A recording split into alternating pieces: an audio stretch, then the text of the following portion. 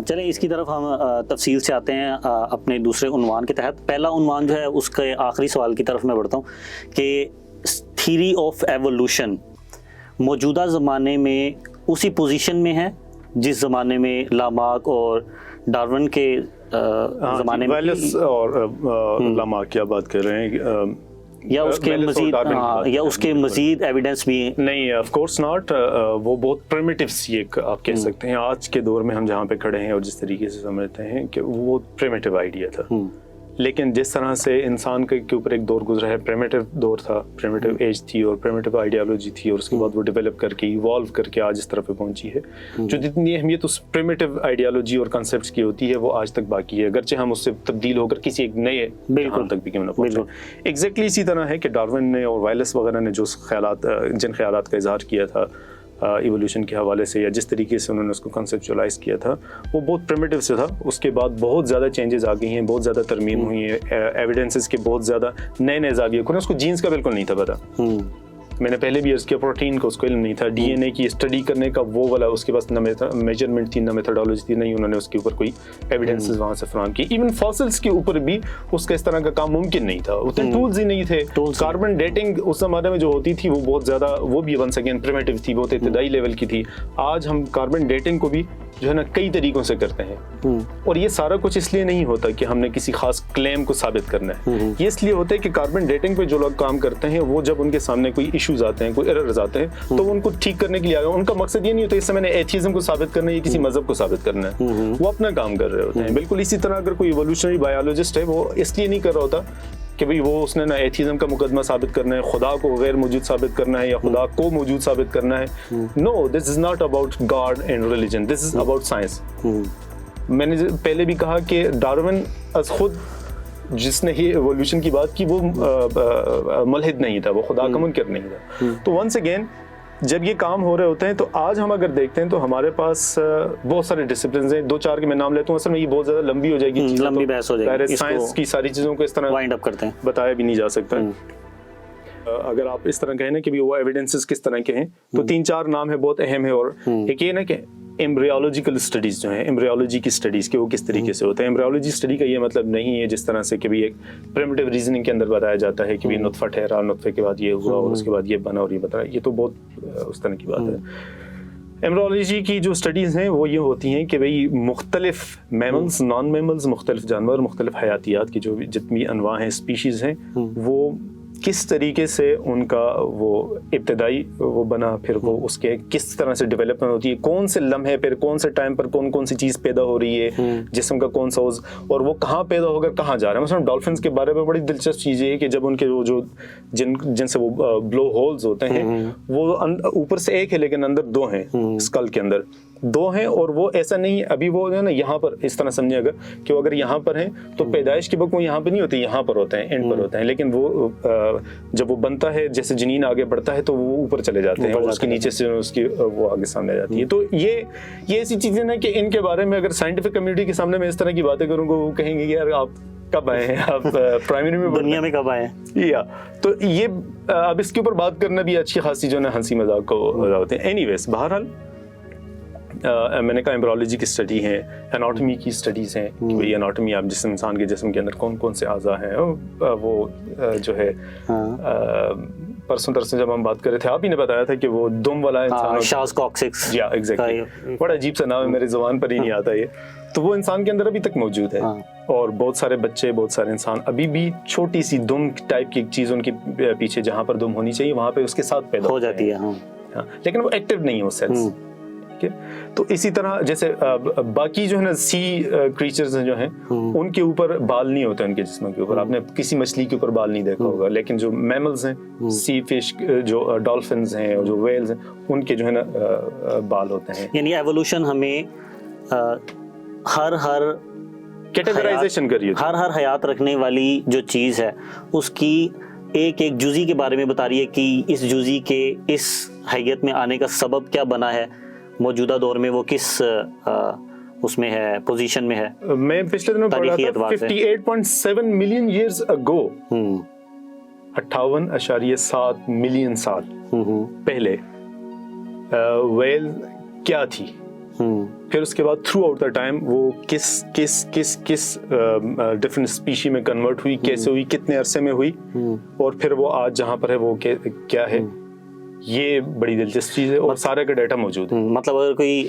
Theory of evolution کو رد کرتا ہے تو اس کا کام بنتا ہے کہ وہ سائنٹیفک میتھڈ پر آ کے ان ساری چیزوں کو جن کو theory of evolution otherwise explain کرے. ہاں ادروائز ایکسپلین کرے. جو اگر وہ نہیں کر رہا تو اس کا مطلب ہے کہ وہ ویکیوم چھوڑ رہا ہے، اور ویکیوم تو نہیں چھوڑا جا سکتا. بالکل. اور پھر ڈی این اے جو بہت زیادہ امپورٹنٹ ہے اس ساری اسٹڈی کے اندر اور ساری ڈیبیٹ کے اندر، کہ ڈی این اے کی جو اسٹڈی ہے اس کی جو وہ شیپ بناتے ہیں یا اس کی جو شکل دکھا رہے ہوتے ہیں نا، چونکہ ظاہر بہت فوکس کر کے بتاتے ہیں تو ہمیں یہ لگتا ہے کہ کہیں یہ دیوار اتنا لمبا کوئی جو نا لائن ہے جس کے اندر سے جیسے سی ڈی کی ہوتی ہے ایک لائن ہے دوسری لائن، ایسا نہیں ہے.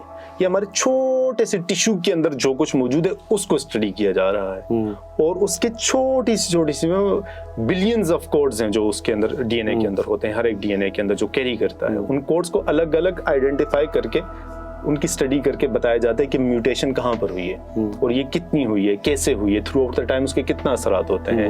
تو دس از ناٹ لائک ایسے ہی مطلب میں وہ بہت زیادہ اس طرح کے الفاظ استعمال نہیں کرتے، لیکن یہ بچوں والی باتیں اب نہیں رہی کہ ہم اس طرح سے جو نا سویپنگ اسٹیٹمنٹ دے کر کہہ دیں کہ بھئی یہ تو حرام ہے، یہ تو ناجائز ہے، یہ تو غلط ہے اور یہ نان سائنٹیفک ہے.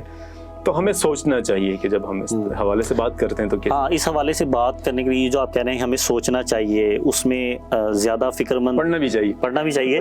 زیادہ فکر مند اصل میں اس وقت انسان کو ہونا چاہیے جب انسان یہ دیکھ رہا ہو کہ اس کی جو عملی زندگی ہے، اس کی ایگزسٹنس جو ہے، اس کا تشخص، اس کا وجود، وہ جس سماج کے اندر کھڑا ہوا ہے، جہاں سے اپنی ضروریات پوری کر رہا ہے، اس کو جو چیلنجز آ رہے ہیں، وہ ان چیلنجز سے جن ٹولز کے ذریعے سے نبرد آزما ہو رہا ہے، ٹھیک ہے، تو وہ ٹولز کہاں پر بیس کرتے ہیں، وہ ٹولز کیسے ایجاد ہو رہے ہیں. تو اگر اس طرح سے تھیوری آف ایوولوشن کو اگر یوں سمجھ رہے ہیں آپ، یا یوں سمجھا رہے ہیں، یوں بتا رہے ہیں کہ وہ اب ہماری عملی زندگی میں اس حد تک دخل انداز ہے، تو اس کو ریجیکٹ کرنا یا اس کی تردید کرنے کا مطلب تو یہ ہوگا کہ ہم اپنے تشخص کی اور اپنے وجود کی ایک معنی میں تردید کر رہے ہیں، کیونکہ عمل وہاں پر فکر سے جڑا ہوا ہے.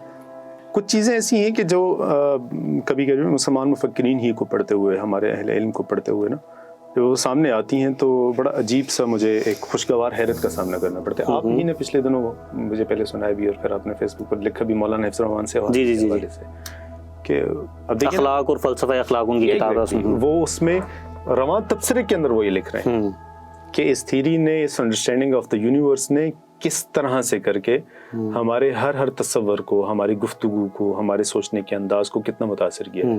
اور میں آپ کو یقین سے بتاتا ہوں کہ جو لوگ کہتے ہیں نا کہ theory of evolution is absurd اور یہ بے وقوفی ہے اور یہ ہے فلاں، جو مطلب بہت ہی ہارشلی کرٹیسائز کرتے ہیں اس کو، وہ بھی اصل میں ایوولوشنری بایولوجی کے مطابق ہی سوچتے، سمجھتے، کھاتے پیتے اور رہتے ہیں. یعنی کسی انسان کے لیے کسی انسان کے لیے اس فکری شاکلہ سے نکلنے کا یا اس سے مفر کا کوئی رستہ ہی نہیں ہے. ہماری دا ہول انڈرسٹینڈنگ آج کل تو میرا اپنا کام بھی ہے اور بگ ہسٹری ہے نا، تو بگ ہسٹری ساری ایوولوشنری بیسڈ ہے، ایوولوشنری بایولوجی کے اوپر ہے.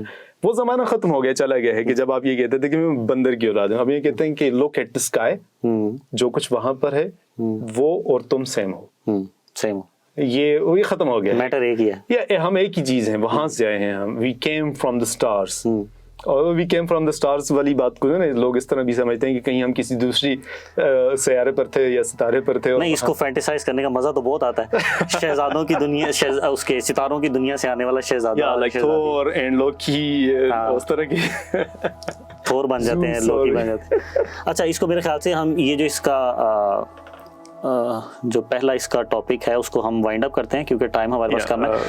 تھیوری آف ایوولوشن جس وقت دنیا کے اندر آئی ہے، متعارف ہوئی ہے، اور اس کو سائنٹیفک کمیونٹی نے تسلیم کیا ہے ایویڈنس کی بنیاد پر، تو اس وقت بالعموم جو مسلم معاشرے ہیں اور بالخصوص ہمارے جو بر صغیر کے اندر فکر تھی، اس فکر کا مجموعی طور پر کیا رد عمل تھا؟ آپ اس کو فکر کو کینونائزڈ کر سکتے ہیں کہ کتنے رجحانات ہیں. ظاہر ہے ہم جو بات کر رہے ہیں وہ میں ذرا وضاحت کے لیے کہہ دوں کہ وہ سائنٹسٹ کے بارے میں بات نہیں کر رہے. وہ تو چاہے ویسٹ کے ہوں، ایسٹ کے ہوں، وہ سائنٹسٹ وہ ایک خاص میتھڈ کے مطابق چیزوں کو دیکھتے ہیں.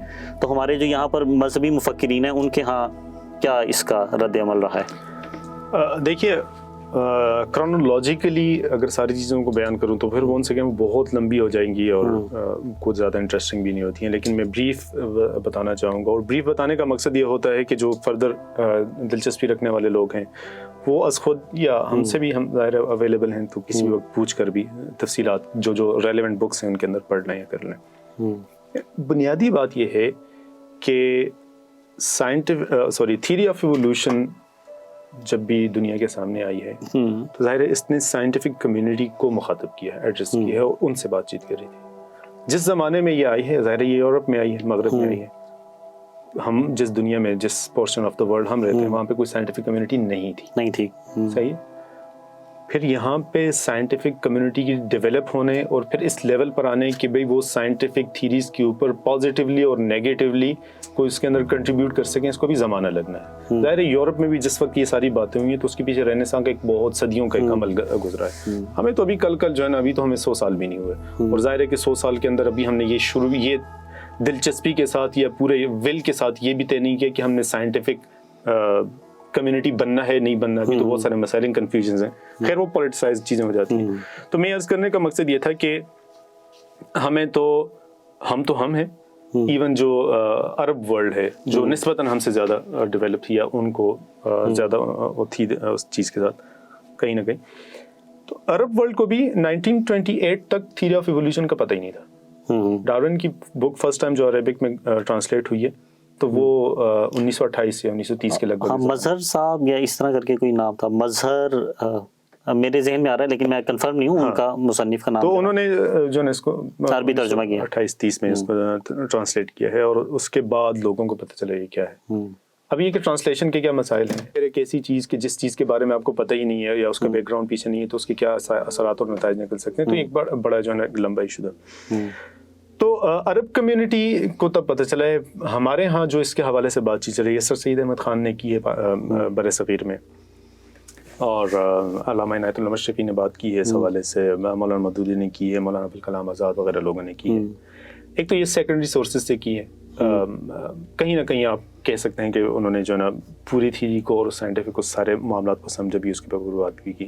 لیکن اگر آپ اس کو جو ہے نا پورا کیٹیگرائز کر دیں تو یہ 3 طرح کے لوگ بن جاتے ہیں. ایک وہ لوگ ہیں کہ جنہوں نے تو بس بالکل جو ہے نا یا آرتھوڈاکسی آپ کہہ سکتے ہیں مدرسہ سے جڑے ہوئے زیادہ تر لوگ یا بہت زیادہ جو رائٹ ونگ کے لوگ ہیں، تو انہوں نے کہا کہ بس وہی والی بات جو آج تک کی مشہور جملہ ہے کہ ڈارون کا ابا جو ہے نا بندر ہوگا، ہمارا ابا نہیں ہے، تو ہمارے ابا تو آدم ہیں جو اللہ کے پیغمبر ہیں.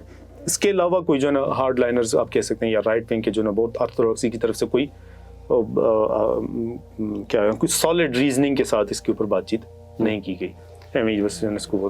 دوسرا نقطہ نظر وہ ہے کہ جس نے مولانا مودودی وغیرہ لوگوں نے کہ جس نے اس کو ریجیکٹ تو کیا ہے، لیکن انہوں نے ساتھ اس کے اوپر کوئی بات چیت بھی کی. لیکن محققین کا کہنا ہے جنہوں نے اس کے اوپر تبصرہ کیا، انہوں نے کہ مولانا مودودی نے بھی اس کے اوپر جو نقد و تنقید کی ہے وہ صحیح ہے غلط ہے جو بھی ہے، ان کی understanding of theory of evolution درست نہیں تھی.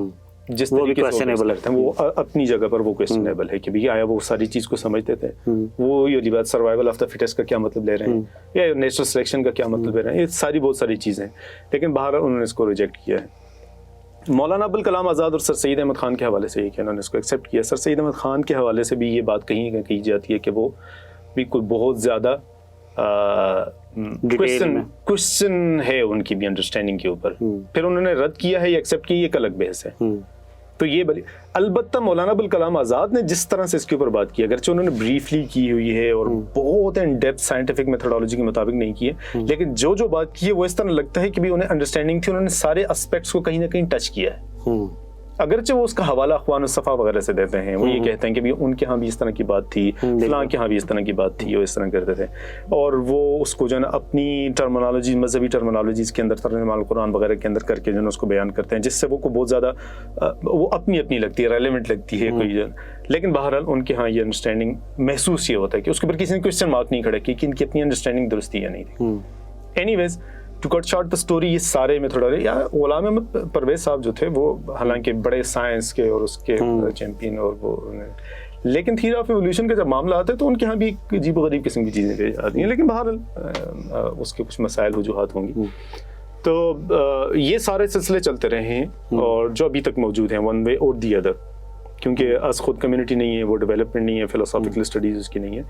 تو دوسرا پھر اس کے اندر یہ ہے کہ آج اگر ہم آج تک آ جائیں تو پھر اس کے اندر یہ سوال اٹھتا ہے کہ بھی لیٹسٹ یا ماڈرن اسکالرس کیا کہتے ہیں. تو جناب جاوید احمد غامدی صاحب کو اس کے اوپر نام دیا جا سکتا ہے، اس کے اوپر ان کی ڈیبیٹس بھی ہیں، ڈسکشنز بھی ہیں. قرآن کے اندر انہوں نے اس کے بارے میں بات چیت بھی کی ہوئی ہے، اپنی البیان کے اوپر البیان تفسیر میں بات کرتے ہیں، ویڈیو کلپس بھی ہیں ان کے. تو وہ ساری چیزیں جو انہوں نے کی ہوئی ہیں ان کو مد نظر رکھ کر میرے خیال میں اس پہ تفصیلی بات چیت ہو سکتی ہے. آپ کا کیا خیال ہے کہ جو غامدی صاحب کا نقطہ نظر ہے اور بر صغیر اور مسلم مفکرین کے ہاں جو رجحانات پائے جاتے ہیں تھیوری آف ایوولوشن پہ، اس کو ہم اس سے اگلی نشست پر رکھیں یا اسی کو بہتر ہے میرے خیال میں، کیونکہ ہمارے پاس وقت کم ہے جی اور یہ ویسے بھی کافی لمبی ہماری نشست ہو گئی ہے. تو انشاءاللہ ہم ایسا کریں گے کہ جو ہماری اگلی نشست ہے اس کے اندر جو مسلم مفکرین کے ہاں رجحانات ہیں ان کو تھوڑا سا ڈیٹیل سے ڈسکس کرنے کے بعد پھر جو جاوید احمد غامدی صاحب حفظہ اللہ کی انڈرسٹینڈنگ ہے تھیوری آف ایوولوشن کی، یا انڈرسٹینڈنگ آپ کہہ سکتے ہیں، کیونکہ وہ جس طرح سے کلیم کرتے ہیں کہ انہوں نے نظریہ تخلیق کو قرآن سے کیسے سمجھا، اس کے اندر کیا مسائل ہیں جو آپ کو نظر آتے ہیں یا مجھے نظر آتے ہیں، اس کو پھر ہم انشاءاللہ اگلی نشست کے اندر ضرور ڈسکس کریں گے. اوکے، بہت شکریہ وقاص بھائی، جزاک اللہ. Thank you. اللہ حافظ.